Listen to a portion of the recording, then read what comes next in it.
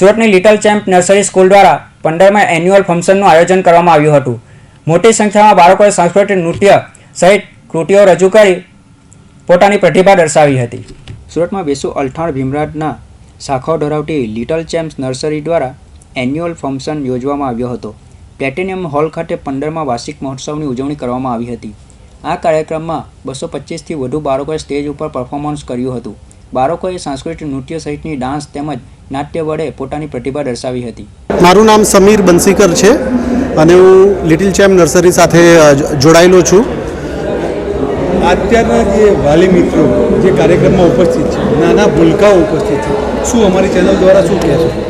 ખાસ કરીને એમને એ જ જણાવવાનું કે છોકરાઓ આજની તારીખમાં તમે જ્યારે જોવો છો, છોકરાઓ પેરેન્ટ્સ સાથે બહુ ટાઈમ સ્પેન્ડ કરતા નથી, તો છોકરાઓને એ લોકો સપોર્ટ કરે ભણવામાં એઝ વેલ એઝ જે આવી એક્ટિવિટીઝ છે। ખાસ કરીને અમારા સ્કૂલમાં થ્રુઆઉટ ધ યર આખું વર્ષ કંઈ ને કંઈ સેલિબ્રેશન હોય છે, તો એ સેલિબ્રેશન ત્યારે જ પોસિબલ છે જ્યારે પેરેન્ટ્સનો ઇક્વલ સપોર્ટ હોય છે।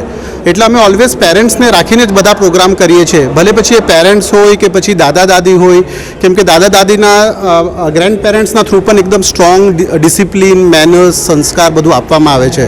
એટલે વગર પેરેન્ટ્સના સપોર્ટે તો છોકરાઓ આગળ વધી નહીં શકે, પણ પેરેન્ટ્સ અને છોકરાઓ, બાળકો એ બંનેનું કોમ્બિનેશન સાથે જ અમે કોઈ બી ચીજથી પછી આગળ વધીએ છીએ। કેટલામાં એન્યુઅલ ફંક્શન હતું અને કઈ રીતનું આખું આયોજન કર્યું છે? આ મારો 15મો એન્યુઅલ ફંક્શન છે। અમારી 3 બ્રાન્ચ છે, એક બ્રાન્ચ વેસુમાં છે, અલથાણમાં છે અને ભીમરાડમાં છે। જેવી રીતે કે નિધિ અને દીપ્તિ મેડમે કીધું, છેલ્લા 2-2.5 મહિનાથી આના ઉપર સતત પ્રેક્ટિસ, મહેનત ચાલુ રહી છે। આ પ્રોગ્રામ આજે 11 જાન્યુઆરીએ પ્લેટિનમ હોલમાં રાખવામાં આવ્યો છે। Thank you.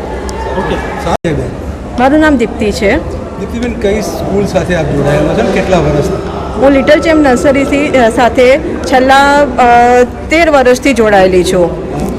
ચેમ્પિયનો નાના છે, મોબાઈલ યુગનો જમાનો, આઉટડોર ગેમ બંધ થઈ ગઈ છે, એનાથી દૂર રાખવા માટે શું કરો છો?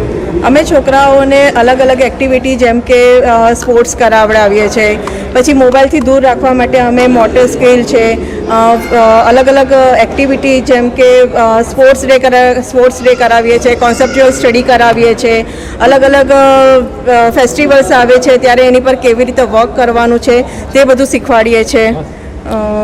બેન, આજનો જે કાર્યક્રમ છે એના વિશે થોડી માહિતી। આજે જે અમારો છે તે 15મો વાર્ષિક મહોત્સવ છે। જેમ કે અમે આજે વાર્ષિક મહોત્સવ, તમે જાણો છો કે આપણે ભગવાન રામ 14 વર્ષના વનવાસ પછી આવ્યા હતા, એટલે અમે આ થીમ આ વખતે અમે એ રીતે રાખ્યું છે કારણ કે આપણે રામાયણ અત્યારે અયોધ્યામાં 22મી જાન્યુઆરીએ થઈ રહ્યું છે, રામ મંદિરનું ઉદ્ઘાટન થઈ રહ્યું છે, તો એના માટે અમે અહીંયા આગળ એક રામ ભગવાનને આવકાર કરવા માટે એક ડાન્સ રાખ્યો છે। પ્લસ અમે અમારા છોકરાઓ પાસે અલગ અલગ થીમને અકોર્ડિંગ અમે લોકો એમની પાસે ડાન્સ કરાવડાવીએ છીએ, જેમ કે પંજાબી છે, ભાંગડા છે, પંજાબી ભાંગડા છે, પછી મરાઠીનો ફોક ડાન્સ છે, એવી રીતે અલગ અલગ ગુજરાતી ગરબા છે, એવી રીતે। છેલ્લો પ્રશ્ન, રામમય વાતાવરણ બનાવશે એનાથી બાળકોમાં શું ફરક પડશે? રામ ભગવાનનો કેવી રીતે ભગવાન આવ્યા હતા, એકચ્યુઅલી આ જે પ્રોગ્રામ છે એ ટીચર્સ કરી રહ્યા છે કે જેનાથી એ લોકોને શીખવા મળે કે રામ ભગવાન આવ્યા, રામ ભગવાનને પહેલાં શું શેના માટે વનવાસ થયો હતો, એ આખી સ્ટોરી અમે લોકો એમને સમજાવી રહ્યા છે।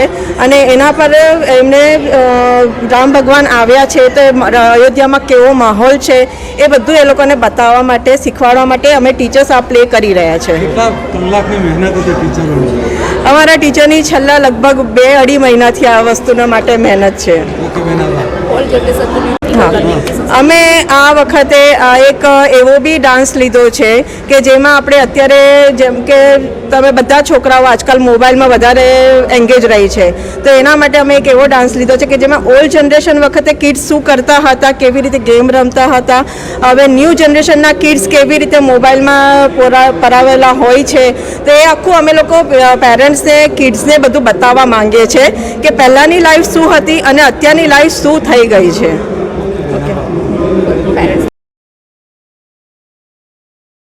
કાર્યક્રમમાં મુખ્ય મહેમાન તરીકે ડૉક્ટર નિખિલ શાહ, મંથન દેસાઈ સહિતના અગ્રણીઓ ઉપસ્થિત રહ્યા હતા। લિટલ ચેમ્પ નર્સરીના સ્થાપક નિધિ એસે જણાવ્યું હતું કે અમે બાળકોમાં રહેલી પ્રતિભા ઉભરીને બહાર આવે તેવા ઉદ્દેશ્ય સાથે વર્ષ દરમિયાન પણ બાળકો માટે વિવિધ એક્ટિવિટીનું આયોજન કરાતું રહે છે. ત્યારે વિવિધ કૃતિઓ દ્વારા ઉપસ્થિત વાલીઓને પણ આશ્ચર્યચકિત કરનારા બાળકોને આ પ્રસંગે ઇનામ આપી સન્માનિત કરાયા હતા. Bureau report, Hind TV news, Surat.